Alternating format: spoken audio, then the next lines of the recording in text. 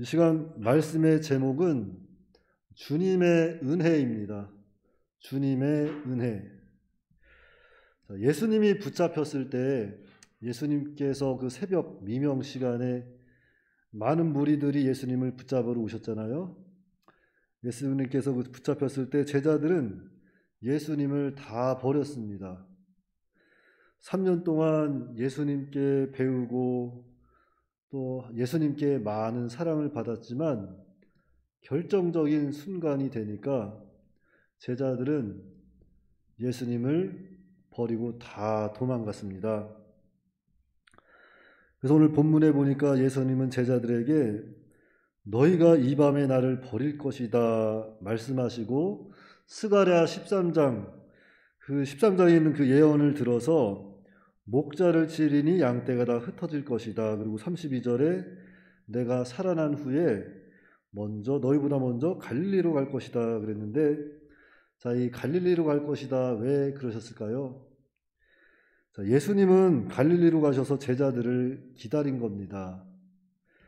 자, 갈릴리는 예수님께서 그 제자들을 처음 만난 장소입니다.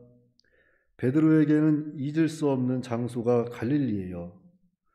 자, 베드로는 밤이 새도록 그물을 내렸지만 물고기를 한 마리도 잡지 못합니다. 그때 예수님께서 나타나셔서 말씀을 가르치시고 베드로에게 말씀하시기를 깊은 데로 가서 그물을 던지라, 이렇게 예수님께서 말씀하셨을 때 베드로가 순종했더니 물고기가 그물이 찢어질 만큼 많이 잡히게 되었다고 했습니다. 자, 여기서 많은 설교자들이 순종하는 것에 초점을 맞춥니다. 우리도 하나님 말씀 순종해서 깊은 데로 가서 그물을 던지면 정말 이런 큰 은혜와 복을 받습니다. 그것도 틀린 것은 아니지만 오늘 여기서 본문의 초점은 거기에 있는 것이 아닙니다. 왜냐하면 베드로는 결국 그물과 배를 다 버려두고 예수님을 따라갔기 때문이에요. 자, 그래서 본문의 초점은 물고기 많이 잡게 하려고 예수님이 그물을 내리게 한 것이 아니라는 것입니다. 자, 그렇다면은 베드로에게 있어서 진짜 성공은 무엇일까요? 진짜 성공. 자, 물고기를 많이 잡는 것이 아니라는 거죠. 베드로에게 있어서 진짜 성공은 예수님을 발견했다는 거예요. 예수님을 만났다는 겁니다. 아, 이분은 정말 하나님의 아들이시구나. 그리고 밤새도록 물고기를 잡으려고 수고했지만 아, 이건 아무것도 아니구나. 이건 다 썩어질 일이구나. 베드로는 그것을 깨닫고 이제는 그물과 배를 다 버려두고 예수님만을 따라가자는 결단을 하고 주님만을 바라보고 따라가는 예수님의 참 제자가 됐다는 거죠. 그래서 여기에서 이 본문의 초점은 바로 이겁니다. 예수님을 발견했다는 거예요. 물고기 많이 잡는 것이 아니라는 거잖아요. 모나미 153이 아니라는 겁니다.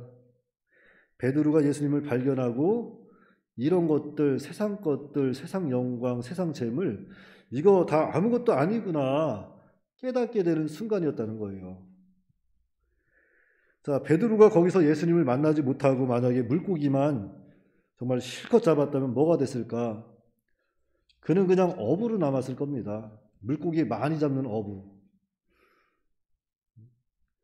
하지만 거기서 예수님을 만나고 예수님을 나의 구주로 고백하고 예수님을 따라갔기 때문에 지금 우리도 베드로를 알고 또 신약교회에서 참으로 기둥과 같은 하나님의 사람으로 하늘의 별과 같이 빛나는 그러한 사람으로 남아있을 수 있게 되었던 겁니다. 그래서 베드로는 그 감동을 잊을 수가 없는 거예요. 자, 예수님이 내가 너희보다 먼저 갈릴리로 가 있겠다. 너희들을 기다리겠다. 자, 여기서 너희들은 어떤 너희들입니까? 예수님을 배신한 제자들입니다. 예수님을 다 버리고 도망간 제자들이에요. 좌절하고 실패하고 패배의식에 쌓여있는 제자들입니다. 자, 내가 너희를 거기서 기다리겠다. 왜 그랬을까요? 회복시키시려고. 다시 은혜를 줘서 다시 사용하려고 예수님께서 그들을 찾아가신 겁니다. 그래서 신약교회 기둥과 같은 사람으로 만들 것이다. 이것이 예수님의 계획입니다. 그래서 제자들은 실제로 순교하고 신약교회의 기둥이 됩니다. 신약교회에 정말로 많은 업적을 남겼어요. 그런데 제자들은 절대로 주역이 아닙니다. 그런 제자들까지 포기하지 아니하시고 끝까지 붙잡고 사용하시고 마침내 은혜를 줘서 그들로 하여금 일을 하게끔 이렇게 만든 그 주님이 위대한 거예요. 주님의 능력이 크신 겁니다. 그래서 우리는 주님만 찬송해야 되는 거예요. 모든 것이 다 주님의 은혜이다. 우리 사람은 아무것도 아니다. 그래서 그 뒤에 보면 베드로가 장담한 내용이 나오죠. 33절, 35절. 거기 보시면 베드로가 장담을 합니다. 자, 여기서 베드로의 장담은 진심이었을 거예요. 베드로는 예수님을 정말로 사랑했어요. 마음을 다해서 예수님을 사랑했습니다. 그래서 마음으로 주님을 사랑한 제자 베드로가 참 주님을 사랑했지만, 그래서 베드로가 그렇게 고백하잖아요. 제가 죽을지언정 주님을 버리지 않겠나이다. 이건 베드로의 진심일 겁니다. 그렇죠? 이건 베드로의 진심일 거예요. 그런데 베드로가 모르는 것이 하나 있었어요. 베드로가 잘못한 것이 무엇인가 하면 그의 고백이 잘못된 것이 아니라 자기가 얼마나 연약한 존재인지 몰랐다는 거예요. 내가 얼마나 연약한지, 내가 얼마나 무력한지 그것을 몰랐던 것, 그것이 베드로의 실수입니다. 그래서 인간의 결단, 인간의 결심, 인간의 깨끗함, 그건 아무것도 안 됩니다. 우리는 그저 하나님 앞에 나는 할 수 없습니다. 나는 무능한 죄인입니다. 하나님 저를 붙잡아 주시옵소서, 저를 도와주시옵소서. 그럴 때 하나님 은혜로 우리는 모든 것을 감당해 나아갈 수 있습니다. 시편 103편에 보시면 내 모든 병을 고치시고 내 죄를 사하시고 내 모든 소원을 이루어 주신다 그랬어요. 내 모든 병을 고치시고 내 모든 죄를 사하시고 내 모든 소원을 이루어 주신다. 자, 썬다싱이라는 하나님의 참 훌륭한 사람이 있었습니다. 썬다싱이라는 하나님의 사람이 있었는데 그 사람이 그런 말을 해요. 사람들이 무엇을 구하는 것이 이렇게 맞느냐고, 무엇을 그렇게 하나님께 구하는 것이 맞느냐, 구할 필요가 뭐가 있느냐고, 예수님 한 분만 구하라고. 예수님 한 분만. 그런데 예수님은 다 뒤로 하고 이것저것 달라는 것이 많다는 거예요. 예수님만 구하면 그 안에 다 있는데 예수님 제대로 모실 생각은 안 하고 그저 기업적인 것, 하찮은 것, 그런 것 구하고 다닌다는 겁니다. 자, 어린아이는 귀한 것과 가치 없는 것을 잘 분별하지 못해요. 그래서 집에 있는 아버지 시계 가져가서 엿바꿔 먹고 그러는 겁니다. 귀한 줄 잘 모르니까. 동남아에서 요즘에 보면은 많은 사람들이 한국에 일을 하러 오잖아요. 결혼도 하러 오고. 참 누가 저 장가 못 가고 있을 때 저보고 동남아 사람하고 좀 만나보지 않겠느냐고 하더라고요. 그래서 그 만나려면 어떻게 하느냐고 그랬지만 한 2천만 원 든대요. 그래서 나 돈 없다고. 요즘에 동남아 사람도 만나려면 2천만 원 있어야 된대요. 2천만 원은 그냥 그 기본이고 또 가서 쓰는 게 있나 봐요. 한 3천만 원 든다고 하더라고요. 제 친구가 결혼했어요, 이번에. 참 잘 살고 있더라고요. 난 돈이 없어서 못하겠다고 했더니만 하나님이 날 또 불쌍히 봐주셔가지고 아주 참 분에 넘치는 사람을 또 만났지 않습니까? 참 하나님 은혜죠. 그러니까 우리 절대 포기하면 안 돼요. 그래서 믿음으로 끝까지 하나님 말씀 붙잡고 어떻게 해서든지 살려고 하면은 하나님이 그 길을 열어주십니다. 근데 이렇게 동남아에서 많은 사람들이 이렇게 한국에 들어와요. 근데 다 왜 들어옵니까?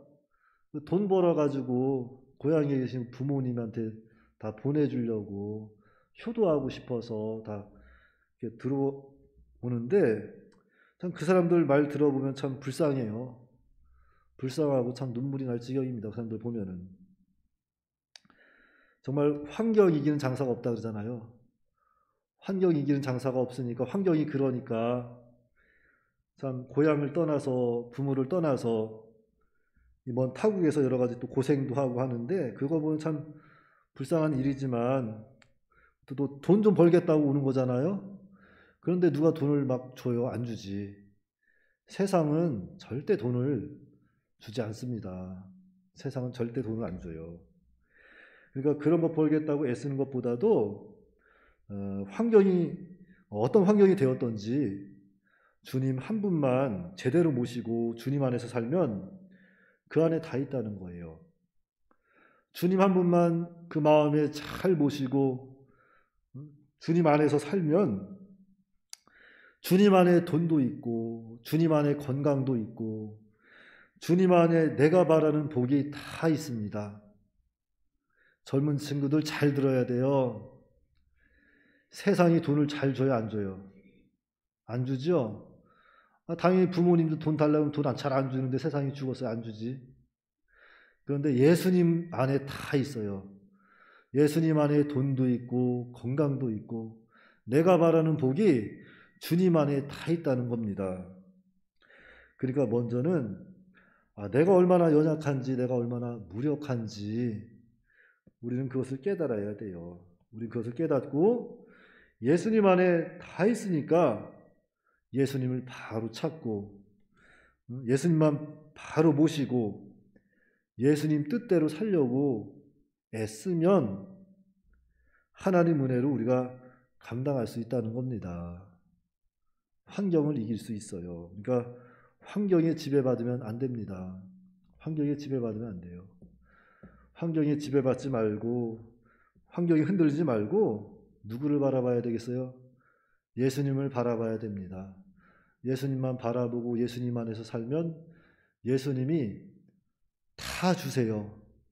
예수님 만능의 주님이시니까 다 주십니다. 우리는 그렇게 믿고 예수님만 바라보고 주님 안에서 말씀대로 나아가다 보면 때가 되면 예수님께서 또 주님 안에 있는 그 복들을 다 받을 때가 있습니다.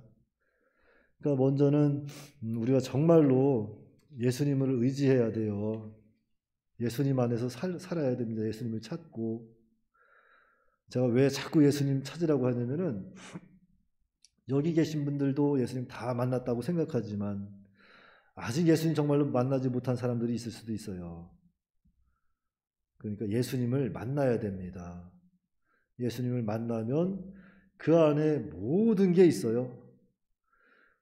여러분 예수님 만난 사람들의 특징이 뭔지 알아요? 예수님 만난 사람들의 특징.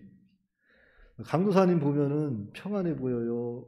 안 평안해 보여요? 평안해 보이죠? 평안해 보이면 주님이 그 안에 계시니까 평안한 모습이 보이는 거예요. 근데 예수님 아직 못 만난 사람들은 아직 자기의 무언가에 붙잡혀서 긴장해 있고 아직 자기가 무언가 꿈을 이루기 위해서 붙잡으려고 거기에 매달려 있고 이렇게 참 무엇인가에 쫓겨다니는 사람들 그런 사람들 아직 예수님을 못 만난 겁니다. 그러니까 모든 것을 다 주님께 맡기세요. 다 주님께 맡기고 예수님을 찾고 예수님 한 분만 바라보세요. 그러면 예수님 안에 다 있습니다. 그게 우리 삶의 전부예요. 전부.